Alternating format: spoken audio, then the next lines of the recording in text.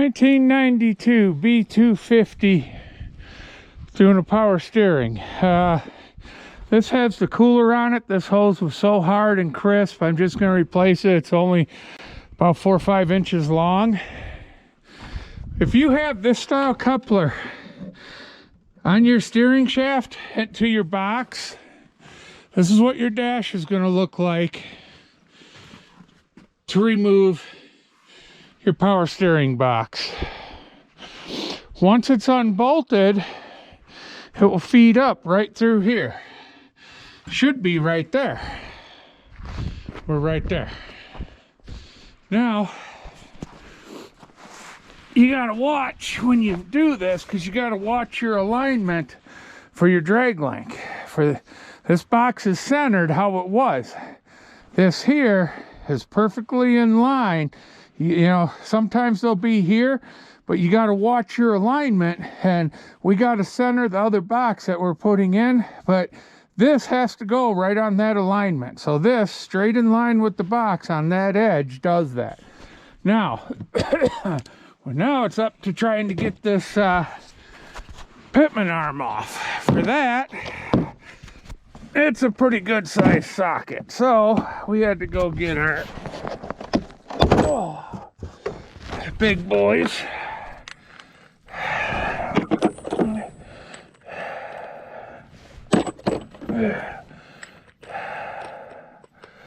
Okay, ended up at 1 5/16. I don't know if this gun's gonna take it off or not. I'm really hoping it does, but we're gonna find out here in just a second.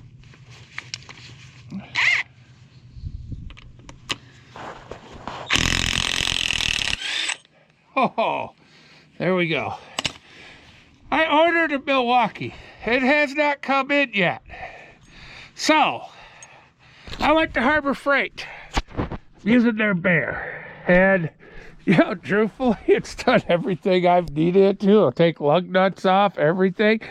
So, if my Milwaukee don't come in soon, we may not order. We may just cancel that.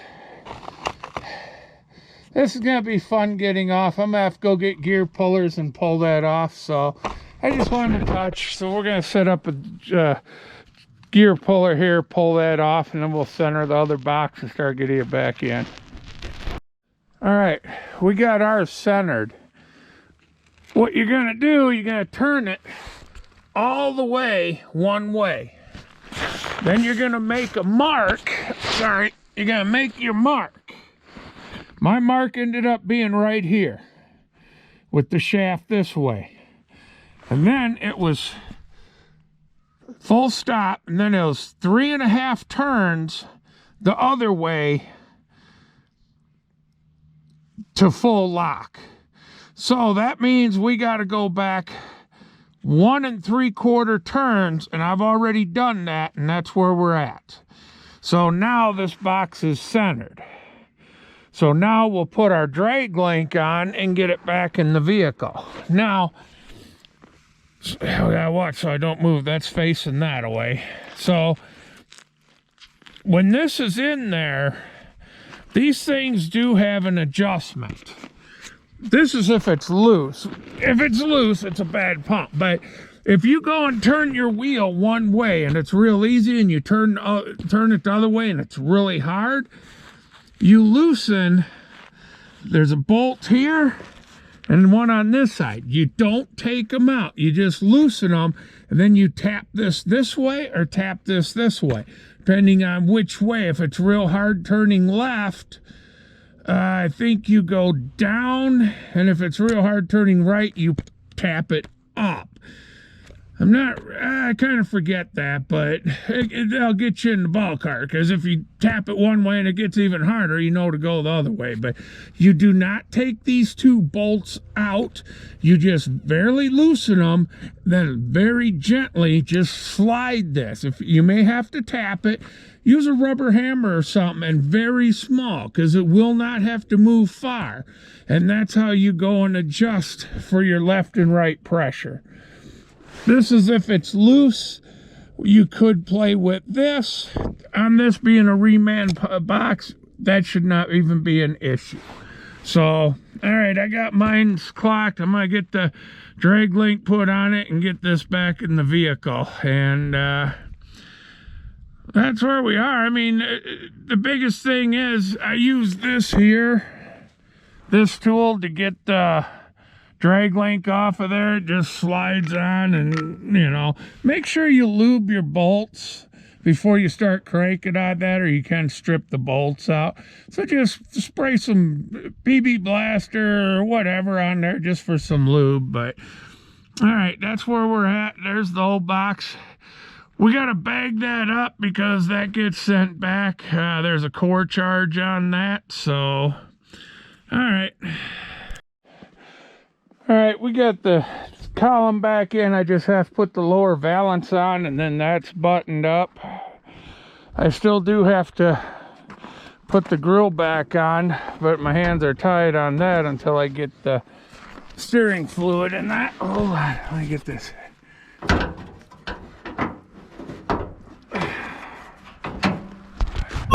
Whoops. Sorry guys, I just gotta go run and get a... All right, I went up and picked new rubber line to do this hose. I gotta bleed the power steering system, so I haven't put in the overflow or the washer fluid tank. I'll wait till I get this all bled, and right now I'm gonna go and knock out the 2 front shocks, because then after I'm done bleeding this, I just gotta change the oil and we can get it back to the customer. And I left the grill off because I have to get this hose done. I'm not sure if I'm gonna have to replace this one or not. We'll see. But that's where we're at. So the power steering box was actually easier than doing the fuel pump. Now here's the part I was telling you. Another reason to leave this off till you test drive it. Because right here's the one bolt, here's the other one, and them are the 2 I was talking about earlier. You just loosen so you can slide this. They'll slide that way or that way, and it depends on if you turn the wheel both ways and it feels good, you don't mess with it. If it turns easy one way and hard the other, then you have to slide this. Leave this bolt here alone. You just do this one, and then slide it slightly. You know, you're not moving it a lot, just a little bit. But that's going to probably be it on the video on this. In the spring, he is going to bring it back, and we're going to do tie rod ends and that, because when I was out there dropping it from there, a lot of the tie rods are really loose and that, so always a good sign when it's almost back together. I just got to put in 2 tanks. This is all bled. I'll check the fluid one more time. Oil change is done. Only thing we got left is the 2 front shocks, and